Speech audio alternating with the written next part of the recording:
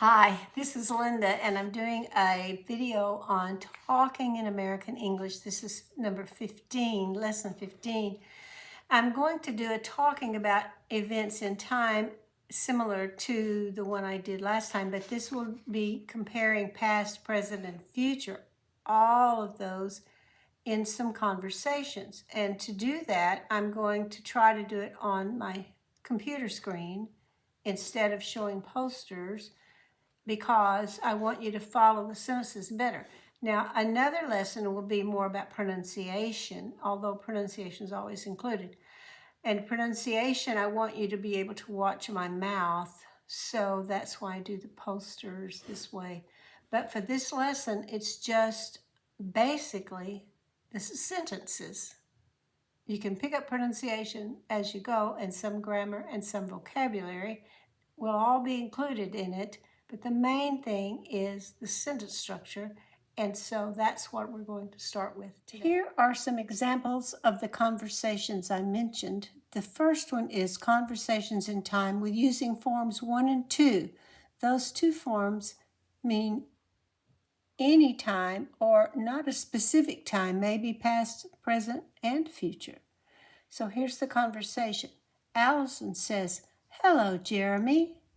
It is good to see you. I had to change spend to do spend so that I can move the do in front of the you to make a question. How do you spend your time these days?" Jeremy says, "I am pretty busy." Now, the word pretty doesn't mean it looks nice or beautiful. In this sentence, it means more than average, but not very busy. I'm just pretty busy. I have a lot to do. I'm just pretty busy, not very, very, very busy. I am pretty busy. I go, and there's an infinitive, to work. That's not the verb. Go is the verb. I go to work every weekday. At night, my cousin and I attend night classes. All of this is no specific time is intended. We study economics and physics. We want to get, there's an infinitive, to get, that's not the verb. Want is the verb. We want to get our master's degree. Our teachers are excellent and teach us good skills. They prepare us well for success in our careers. What about you, Allison? There's no verb in that sentence. It's an understood thought that would be, what is going on with you? What about you, Allison? You have a son, right? Or Allison says, I take care of my young son and work part-time online at home. My mother lives close by, and I visit her often and help her while she recuperates. That means gets better from a recent surgery. Jeremy says, you are a good daughter. I know your son and mother appreciate your care for them. They're thankful for it. I hope your job is fun and rewarding. Now, this is actually two sentences put together. I hope what? Your job is fun and rewarding is the what. So within that is another sentence. Your job is fun and rewarding. I hope this.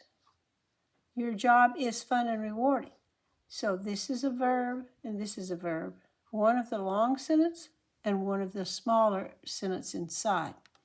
And again, does it pay well? Could be it pays well, but I had to have a helper to make a question, so pays became does pay. Does it pay well? Allison says, it pays pretty well. There's that pretty again. That doesn't mean it looks nice. But I love that I stay home and don't have to travel to and from work each day. I should have put that as a color, and I didn't. Do have.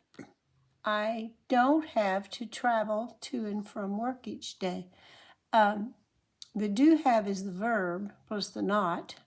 I had to say do have because that's the only one who can get the not in there. To travel is not the verb, it's an infinitive. And then to is a preposition that goes to work, and from is a preposition that goes for the word work. Let me read that again. But I love that I stay home and don't have to travel to and from work each day. It saves so much time. Now we have this conversation, which is form 3, right now. Gina says, oh, by the way, right now means it has an ing form and a helper. Both are necessary for it to be the verb. Hello, Mike. What are you doing today? I had to split it so it could go in front of you. Mike says, I am eating breakfast right now, and I am watching the news. The news is telling about a new park that is opening today. My wife and I are enjoying a day off. It's hard to say enjoying. You have to get ying in there. Enjoying a day off. Our neighbors next door are having a cookout today. So we are making cookies and a cake to take to the party. It didn't like that I said are having, but I'm using this form with all the others, so I wanted to use it in the same time sequence. So we are making cookies and a cake to take to the party. They are cooking hamburgers and hot dogs. We are expecting to have a great time with them. That's an infinitive. It's not the main verb. How about you, Gina? Notice I said how about you instead of earlier I said what about you. Either one works. How about you is how are things with you? What about you? What is going on with you? So they mean the same thing. Next, Gina says, I am being lazy this morning. I am waiting until this afternoon to go shopping. My friend and I are looking online for some new curtains and rugs. We both are wanting to redecorate our living rooms. I could say we both want, but I'm keeping it in line with the other verbs. My curtains are beginning to look faded. Her rug is showing signs of wear. We are having to be careful about the cost, however. We are trying to stay on a budget. Prices are increasing these days, but a few stores are having sales. We are hoping to find good prices. Now we move to Form 4, which is a known past. Police officer says, did you see? Now, if it were a statement, it would be you saw. But to make it a question, I have to have a helper, so I change saw to did see, and then I have the did to put in front. Did you see what happened? The witness says, yes, I saw what happened. A man parked his car too close to another car. Then he went into a store. The owner of the second car, a tall man, came out to get in his car. That's an infinitive. He tried to open, another infinitive, can't be a verb. He tried to open his car door, but the first car blocked the door. Quick pronunciation reminder, parked, because that doesn't vibrate, it's t. Blocked, that doesn't vibrate, so it's t. Tried, this vibrates, so it's d. Parked, tried, blocked. Police officer. What did the man do then? It could be the man did something, but to make it a question, I have to split it into a helper and a verb. Did do. So what did the man do then? The witness says, he waited. Now I had to say Ted because a T is too close to a D or a T. So I say waited until the owner of the first car returned. The taller man shouted at the shorter man. He told him he was rude and inconsiderate. Considerate is being kind and thoughtful. Inconsiderate means you're not kind or thoughtful. The other man shouted back. They became angry and started to push each other. Then I called you. Now, I don't want you to say called duh. I'm saying it a little bit stronger so that you'll remember it's the D sound. It's just called you, not called you. Police officer. When I arrived, I didn't see anyone here. Now, in order to use the not, I also needed to split it. Instead of saw, it's didn't see anyone here. How did the situation end? A question, so I had to separate. I couldn't say the situation ended. How did the situation end? Witness. Before you arrived, the shorter man calmed down. He decided to apologize to the taller man. Eventually, they shook hands. The shorter man moved his car, and the taller man got in his car. That could be into. In or into will work. Got in his car and drove away. It ended well. All of these are referring to a particular time, so it's a known time, is what I said earlier. Okay, now we get to general past. It's before now, but I'm not referring to any particular time.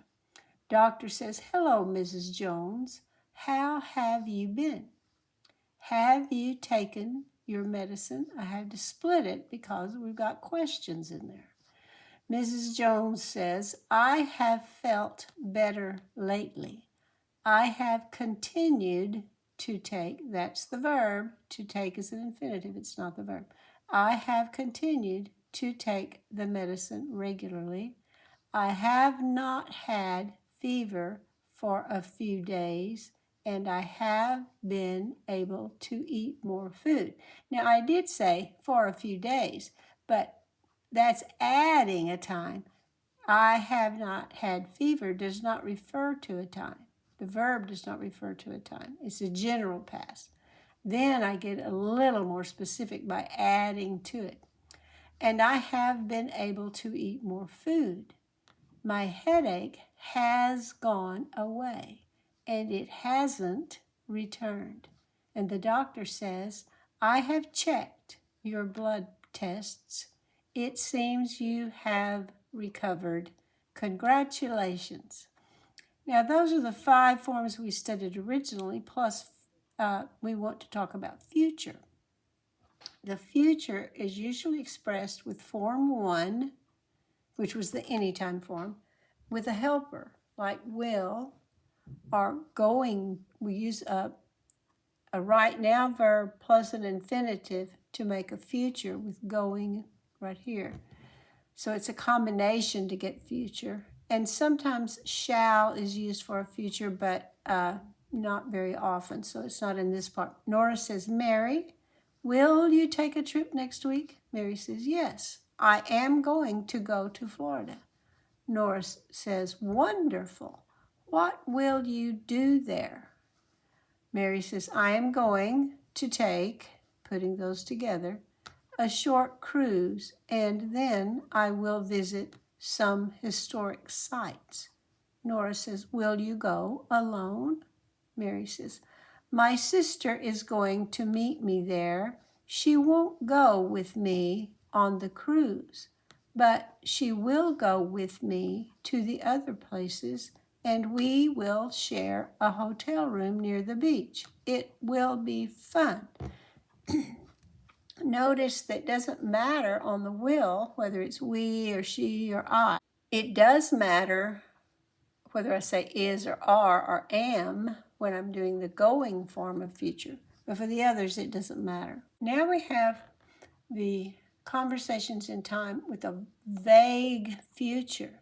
And in order to do the vague future, I use form 1 and a vague helper, such as may, might, can, would, could, should. Those are the ones, and shall is vague if it's in a question. If it's in a statement, it's more like will. But in a question, it's vague. Frank says, Judy may apply for a new job. She might get the job if she can demonstrate, that means show, that she would be able to solve difficult problems. Sarah says she could get a much higher salary. I think she should get the job. She should try. She shouldn't give up. Frank says, shall I send a recommendation letter to the company? I can give her a great recommendation. Now, each time I'm saying something in the future that might happen. But up here, I was saying it will happen. Here, it might happen. It's vague future. Now, later we're going to get into more complicated sentences, but this is a good resource for you to review. And I hope that helps. Thanks for watching.